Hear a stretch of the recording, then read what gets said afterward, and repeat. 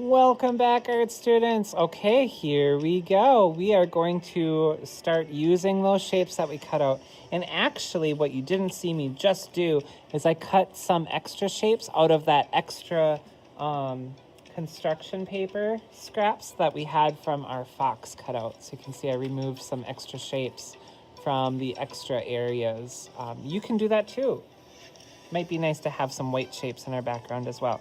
So that's what we're doing. We're doing the background.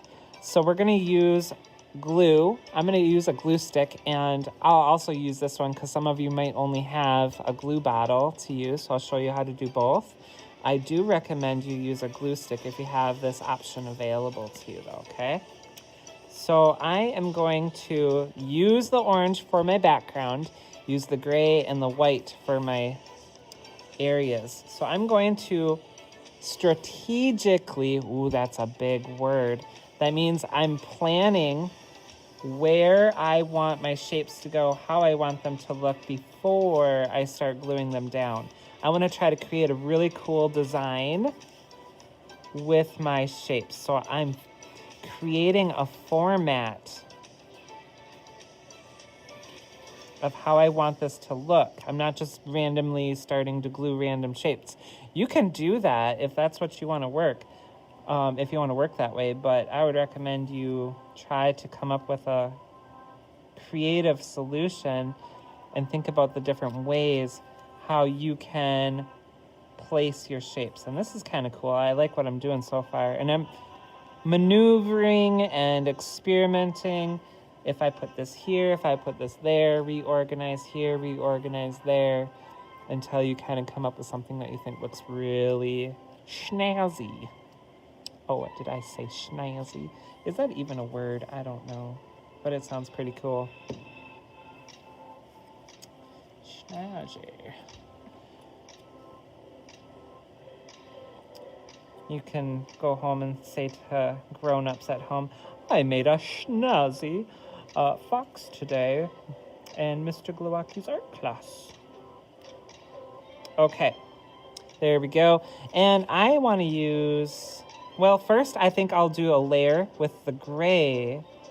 And then I think my next layer, I'll layer on top of this the white ones. So I'll come back to my white ones in a second. But I'm going to start gluing down all of my gray pieces. I'm going to go around the outside edges. Please don't waste your glue. All you need to do is just the outside edges. Notice that I'm pressing down wherever I applied the glue, and I'm applying a good amount of pressure. Okay? And I'm going to do that same process, glue around the edges.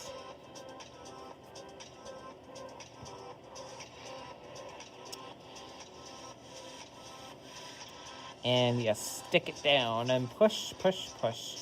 Rub, rub, rub, so it adheres and it sticks to the paper. Okay, and just focus on one shape at a time. This does take time, but it's all worth it in the end. These look so cool. What we're doing right here, right now, is called collage. We are gluing and cutting paper, so this is called collage. It's really fun. Now, what if you are using your bottled glue? Let me show you. And I'm hoping I got lucky in the first place and I grabbed a good bottle of glue that's not clogged. All right, let's see. Are we lucky? Yes, we are. Okay, so same technique really applies here. You just go around the outside with a light little bit. And then you apply it down. And you apply some pressure, and it should stick there. Okay, just like that. So whether you're working with your glue bottle or your glue stick, get to gluing. This process takes a while, but you'll get where you need to go. I feel like all of these triangles are pointing towards the center. It kind of draws emphasis into the middle, which is really, really cool. Kind of a neat design that I came up with. I'm reaching for both of my glue options. I don't know what that means to me, but...